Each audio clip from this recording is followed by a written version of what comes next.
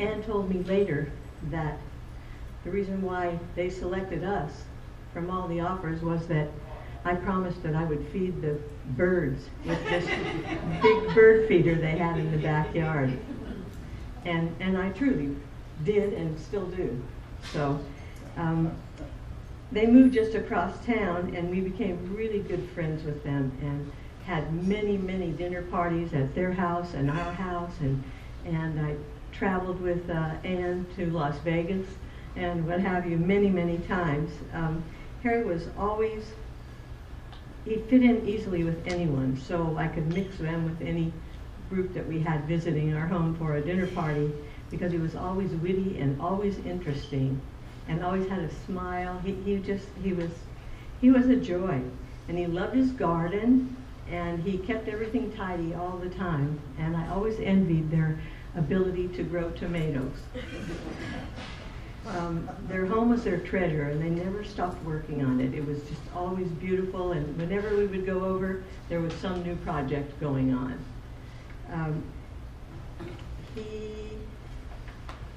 He was a consummate host.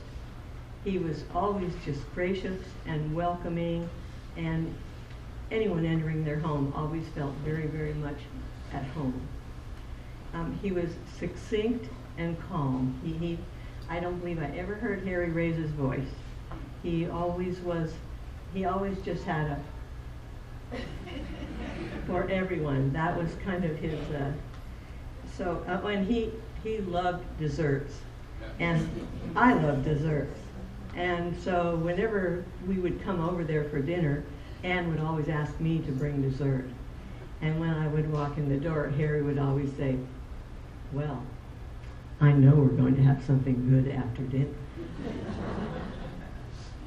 Harry and I both shared a love for photography, and he shared a lot of his photos from their traveling to Italy and different things with us, and the cats, Morty and Cinder. Morton Cinder. Yeah. And did I mention handsome? Harry was so handsome, and always, I think, the envy of many men. His beautiful crop of white hair. He was a winner, that's for sure. Never sloppy, always just tidy and so much. And when I went back to work, we didn't entertain quite as much because I had a house full. I had 3 boys and a busy job, and didn't get to see them quite as often. But we still managed to get together.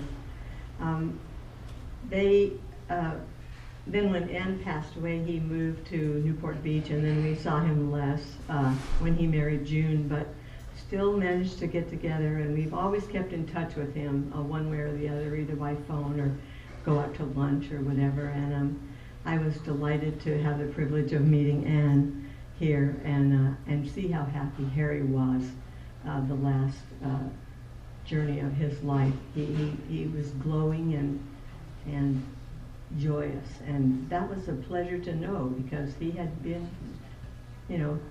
losing 2 wives wasn't an easy thing for him. So over the years, we were lucky to have made a great relationship with his daughter Lynn, and I remember when Kim was born, and I remember then when we heard of Bella.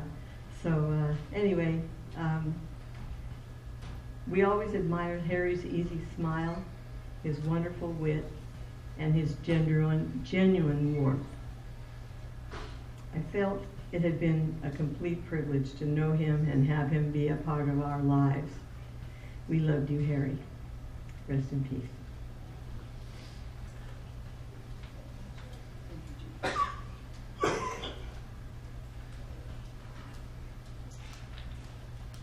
Thank you, Jeannie. That was beautiful. If I may, please call upon Tom McKay, a longtime friend and co-worker at Douglas Aircraft.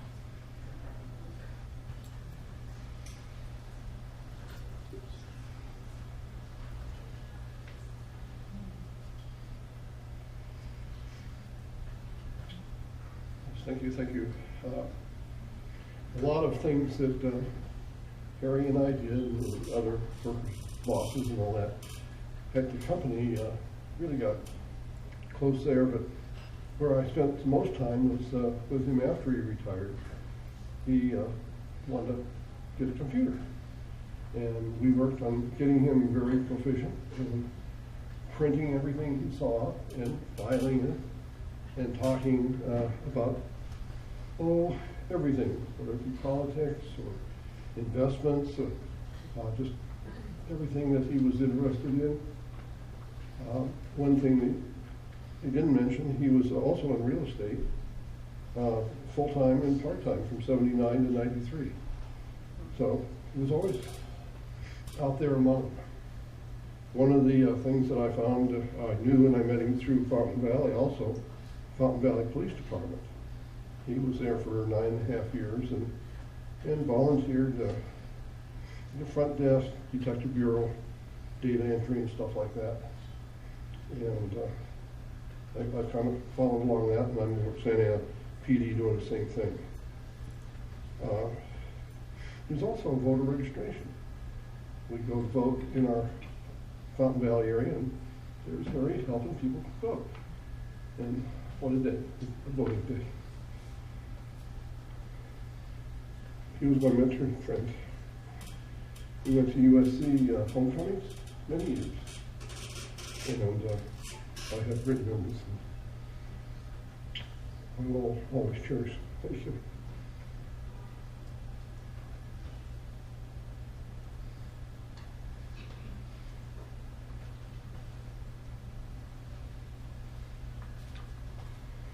Thank you very much, Tom.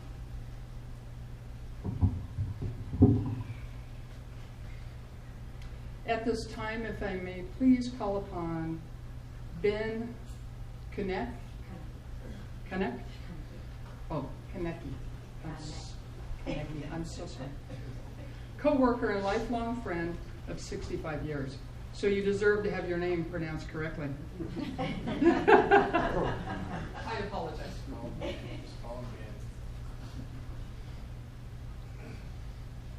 Well, this is an unusual experience for me because I'm not really making speeches, but I do want to say that this turnout for Harry is fantastic.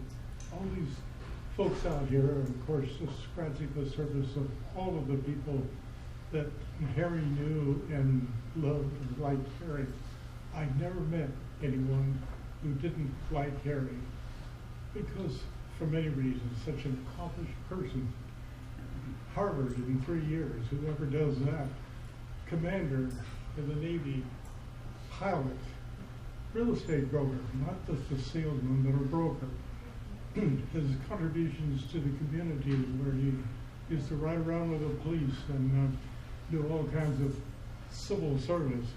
He was an incredible person and a mentor for all of us. He and I worked together with the company very well. We never lost an arbitration. Every time that Harry appeared with me for any type of activity, there was never any opposition because Harry is simply, his mere presence overwhelmed him, I think. And I love to be on the same team with him in the various activities with the unions and contract negotiations and all that kind of thing.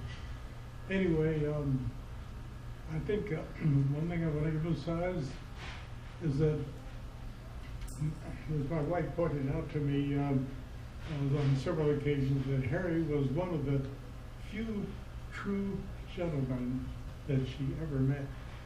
Of course, I was the other. Okay, I should do that a little bit.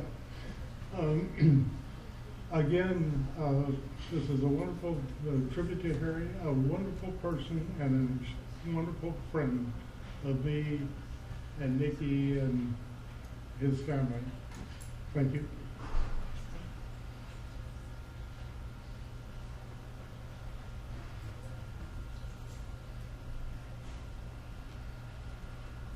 Thank you so very much, Ben.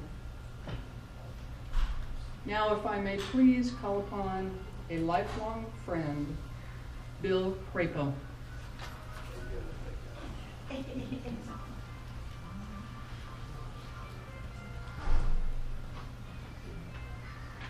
Well, first of all, thank you, Lynn, for inviting me. Although if you hadn't invited me, I would have come anyway. Now, I've committed everything I like to say about Harry to writing.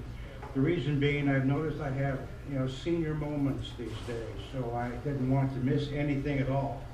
Some of my associates that I work with would probably suggest I had senior moments 50 years ago when I worked with them.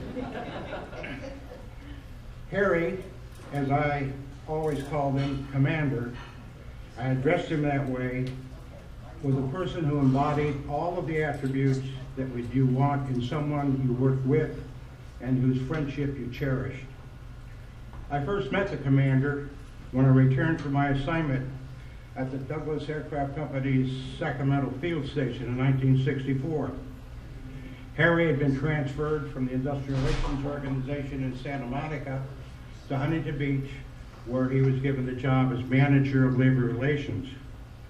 I began to work with him as a kid in charge of what we call the Personnel Support Center. It was sometime after we established that relationship that I began to refer to him as Commander, but then I could get away with it. I just selected it, really not remembering what his actual rank was when he was in the Navy. As many of you know, and has been mentioned previously, he went through the Navy Officers Canada School at Harvard and came out as a Navy officer, and unfortunately was assigned to smelly, oily submarines. At some point in our business relationship, the Commander